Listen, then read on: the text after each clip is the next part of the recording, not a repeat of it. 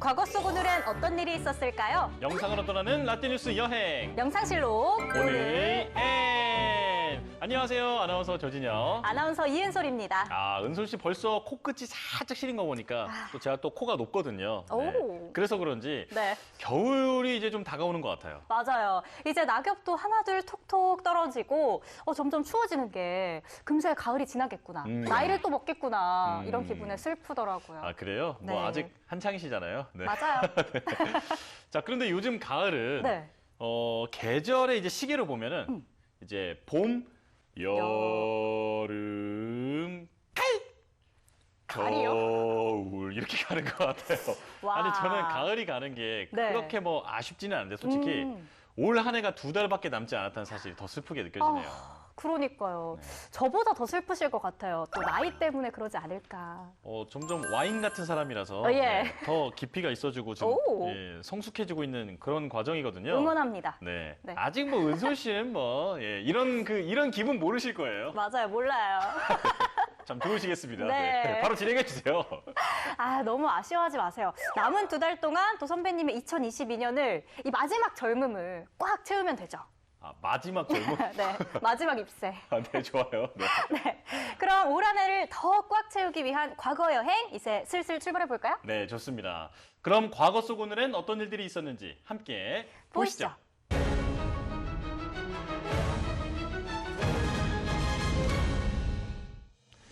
오른손에는 횃불, 왼손에는 미국의 독립일이 적힌 명판.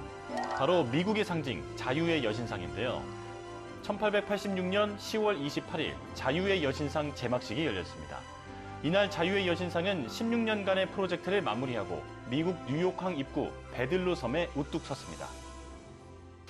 그런데 자유의 여신상은 원래 미국에서 만들어진 게 아닙니다. 그럼요? 사실은 미국 독립 100주년을 기념해서 프랑스가 선물한 작품이에요. 과거 프랑스는 미국 독립전쟁 당시 영국을 미국 땅에서 몰아내는데 결정적인 도움을 주었던 국가였습니다. 미국의 남북전쟁이 끝나자 프랑스의 역사학자 에두아르 드 라블레는 자국의 미국의 독립 100주년을 기념해 자유의 여신상을 선물할 것을 제의했는데요. 이후 프랑스 국민들은 자유의 여신상 설립을 위한 기금을 모았고 조각가 프레데리크 오규스트 바르톨디의 지휘로 프랑스에서 작업이 시작됐습니다. 자유의 여신상은 얇게 두드려 편 구리판을 철골 구조 위에 씌우는 방식으로 제작됐는데요. 완성된 작품은 높이 46m, 무게 225톤으로 그야말로 거상이었습니다.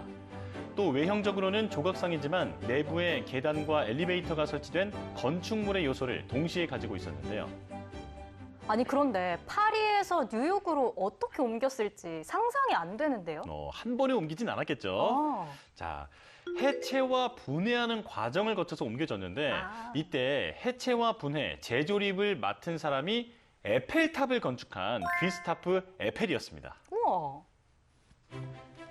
자유의 여신상은 1885년 철골과 구리판을 분리해 214개의 상자에 나누어 뉴욕으로 보내져 재조립됐는데요. 1년간의 조립 끝에 세워진 자유의 여신상은 1902년까지 항구의 등대로 쓰였습니다. 당시 여신상 꼭대기의 불빛은 40km 밖 바다에서도 보였다고 하는데요. 이후 자유의 여신상은 미국을 상징할 뿐 아니라 더 나아가 자유와 해방 자체를 의미하는 상징물로 자리 잡아 1984년 유네스코 지정 세계 유산에 등록됐습니다. 그럼 이번엔 1955년으로 가볼까요? 한때 세계 최고의 갑부였던 천재 사업가 빌 게이츠가 1955년 10월 28일 미국 시애틀에서 태어났습니다. 빌 게이츠는 시애틀의 명문 사립중고등학교인 레이크사이드에서 13살에 처음 컴퓨터를 접하고 독학으로 컴퓨터 프로그래밍을 터득했는데요. 이후 1975년 당시 하버드대 2학년이었던 빌 게이츠는 학교를 중퇴하고 폴 앨런과 함께 M사를 설립해 디지털 시대를 열었습니다. 와, 저보다 어린 나이에 M사를 창업한 거네요? 그렇죠. 대단하다. 그런데 이때 M사 창업 자본금이 불과 1,500달러, 그러니까 우리 돈으로 한 200만 원 정도밖에 안 되는 작은 돈이었습니다. 엄청 작았네요. 네. 당시 컴퓨터가 상용화되지 않았던 시절 빌 게이츠는 개인용 컴퓨터 시장의 성장을 예측하고 최초로 일반인을 위한 컴퓨터 언어 베이직을 개발했는데요. 이후 M사는 후속 프로그램의 출시로 1978년 매출액이 처음으로 100만 달러를 넘어섰습니다. 그리고 1986년 마침내 회사가 상장되면서 빌 게이츠는 31살의 나이에 역사상 가장 어린 억만장자가 되어 포브스 선정 세계 갑부 1위로 오랜 기간 자리를 지켰는데요. 사실 지금이야 테슬라의 일론 머스크 같은 다른 부호들이 세계 1, 2위를 다투고 있지만 제가 어릴 때만 해도 세계에서 가장 부자는 누구냐 했을 때는 당연히 빌 게이츠였거든요. 오, 우와. 저도 예전에는 자연스럽게 빌 게이츠만 또 떠올랐던 것 같아요. 1990년대 초반 빌 게이츠는 그래픽 환경을 지원하는 윈도우 3.1의 성공으로 본격적인 컴퓨터 업계의 황제로 떠오르기 시작했습니다. 이후 M사는 연이은 컴퓨터 운영체제 개발로 세계 소프트웨어 시장을 석권하며 고속 성장을 거듭해왔는데요. 그런데 빌 게이츠를 장사꾼이라면서 비판하는 사람들도 많았다고 합니다. 왜 그러냐면 빌 게이츠는 당시 소프트웨어를 그 공공의 재산으로 받아들이던 풍토에서 네. 아무도 사고 팔 수 있는 물건이라고 생각하지는 않았던 그 수학적 논리 체계를 상품화한 최초의 사람이었거든요. 와, 이전까지는 소프트웨어의 높은 가치를 사람들이 정확하게 깨닫지 못했나 봐요. 그랬던 거죠.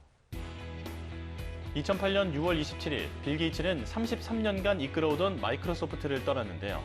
그리고 그는 은퇴 이후부터 현재까지 재단을 통한 활발한 투자와 기부 활동을 이어오고 있습니다. 그리고 10월 28일에는 또 다른 역사도 많았는데요. 1914년에는 소아마비 백신을 개발한 의사 조너스 소크가 태어나기도 했습니다. 들어봤어요. 소크 백신이라고도 하죠. 맞아요. 1952년에 미국은 5만 8천 명의 소아마비 환자가 발생하고 3천 명 이상의 어린이가 매년 목숨을 잃고 있는 상황이었는데요. 조너스 소크는 백신 개발 후에 자신과 가족들까지 직접 임상 실험을 하면서 백신의 효력과 안전성을 확보했습니다. 가족들까지요? 엄청난 희생이었네요. 맞아요. 그리고 이분은 백신 특허를 내지 않은 걸로 유명한데요. 특허 관련 질문에 태양에도 특허를 낼 겁니까? 라고 반문했다고 합니다. 무료였던 덕분에 더 많은 사람들이 치료를 받을 수 있었던 건데요. 그 결과 1962년까지 새로운 소아마비 발생 건수가 대략 1000건 정도로 떨어졌고 현재는 소아마비 발생 건수가 희박해서 사실상 종식된 상태로 보고 있죠. 정말 감동이네요. 그리고 1919년에는 미국 의회에서 금주법이 가결되기도 했습니다. 아니, 이게 금지됐다고요? 왜요? 지금 손 동작 보니까 좀 익숙한 것 같은데? 네. 많이 드시나 봐요? 이유가 뭐래요? 사실 미국에서는 이미 1912년부터 금주 운동이 본격화하기 시작했는데요. 네. 그 이유는 과거보다 작업 능률이 향상되기도 했고 맥주로 유명한 독일인에 대한 증오심과 반감 때문이었습니다. 그리고 당시 이민자들이 고된 삶을 술로 달래다가 사고를 많이 친 것도 하나의 계기가 됐다고 하네요. 그렇군요. 그러면 이 법이 효과가 좀 있었나요? 아닙니다.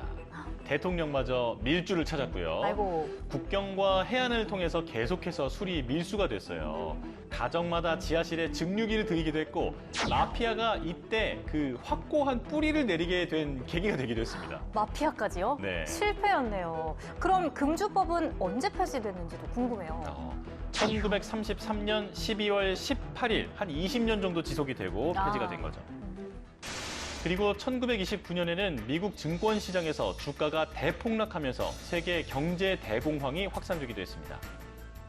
자, 이렇게 오늘도 열심히 과거 속으로 달려봤는데요. 영상실록으로 만나본 오늘의 과거, 여러분은 어떠셨나요? 그럼 다음 시간 더 알찬 이야기로 만나요. 만나요.